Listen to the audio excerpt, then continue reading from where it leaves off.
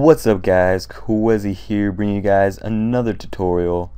This one will be on using the plugin. It's not really a plugin, but we'll call it a plugin. It's called Motion Drop, and what I'm going to be showing you is how to do something like this.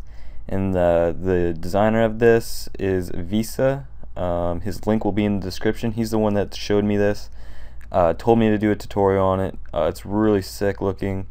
You can get really creative, do a lot with it, but big shout out for him for letting me do this and finding this. And it's obviously used for motion. I mean, motion's in the name of the plugin, but we're gonna be using it for just PNG renders or whatever. But yeah, so let's get into it. So first off, I just set up my little logo here. So I'm using just like the phase logo. Extrude NURBS fillet caps on one, and I have it at 100 centimeters as the depth, but you can do your normal setup in Cinema 4D, your Lightroom, or whatever. When you install Motion Drop, you install it to your content browser. So if I go all the way back here, if you go to content browser tab and you go to presets, and then you go to MMG Motion Drop, that's where it will be. And the download for Motion Drop's in the description. To install it, basically you go to your Cinema 4D folder. So I believe mine's on, yeah. So you go to your Maxon folder, Cinema 4D, or whatever you have, library, browser, and that's where you install it, as you can see right there. But yeah, so once you do that, you're going to want to go to it in your content browser and just drag it on, and it'll open, and here you go. These are all the settings down here, and you have up to 6 drops in the plugin to work with. So yeah, let's just get into this. So you can see down here there's a bunch of different tabs. I'm not gonna mess with the first 3. Don't really need them, but I'm gonna go to the generator tab, and I'm gonna go to drops, and this is like how you adjust how many drops you have on. So if I play through this, you'll see that there's like a default shape, which is the motion drop, and it just kind of squirms around there like sperm or something. But if I were to check the second one, there'd be another one that popped off, and a third one, and a fourth one, and so on and so forth. I'm just gonna be using one at this time. And then you can just make multiple with adjustments, or you can actually have 2 on at once, but I'm just going to use one. I think it's easier. Then I'm going to go to the mesh tab, and right here, the radius, this is how you adjust how thick it is. I'm going to go for a thinner look, so maybe 12-ish. There we go. And then right here at tail, this is how you adjust how long it is. So if I adjust it, it won't pop up right away. I'm going to go about 30-ish, yeah, right in there. If I go to the beginning though and I press play, it should work then. As you can see, it has a longer tail. There we go. And if you notice, it's kind of very blocky and low poly. To change that, you just want to go to the bottom of the mesh tab, and it has resolution, and you can just fix that, go to whatever.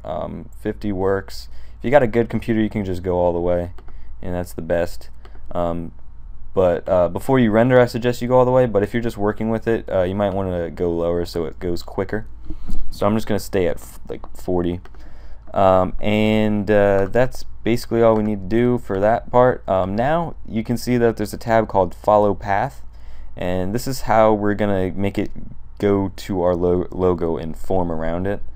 When you make the path, it doesn't really follow it very well. I've noticed. I've tried different methods and things, and I've tried to figure out how to make it follow the path exactly, but I can't seem to get it. But it seems to kind of go in the shape. So what I'm going to do is I'm going to go to my splines, and I'm going to get a circle, and I'm just going to leave it like this in its form. Just adjust it, bring it up, and I'm going to click C on the keyboard. So now it's just a normal editable spline, editable. And I'm going to go to the Motion Drop plugin now, and I'm going to go to the spline path, and I'm going to click this arrow and click the circle. Then I'm going to go to the beginning and press play. And as you can see, it changes its path, but it doesn't really follow the spline at all. It just kind of wanders off and does its own thing still. And I haven't really figured out why it does that, but it does kind of go in a circular pattern. As you can see, I don't really understand it yet, but as you see right there, it's like in the circular form, but it doesn't follow this circle. Not sure why, but it still works. So regardless, it's whatever. But so I'm just gonna find it. You want to make it so. How am I saying this? You want to pause it so it's at a spot you like. So this is kind of a circle. So I'm gonna pause it and leave it at this. And I'm gonna go to my rotation tool and I'm gonna rotate it like this. And I'm gonna get my move tool, get out my camera, and bring this forward like so, like there, and maybe around there, and there we go. Now that's where I want it. I think that looks pretty cool, and I can duplicate it and maybe put it somewhere else. So let me rotate it again. Or maybe, actually, I'll make it bigger. Oh wait, that only adjusts thickness, that's right. I'm just going to bring it down here. That looks pretty solid. So it kind of looks like a swirl right there. That's actually pretty neat. If I render this out,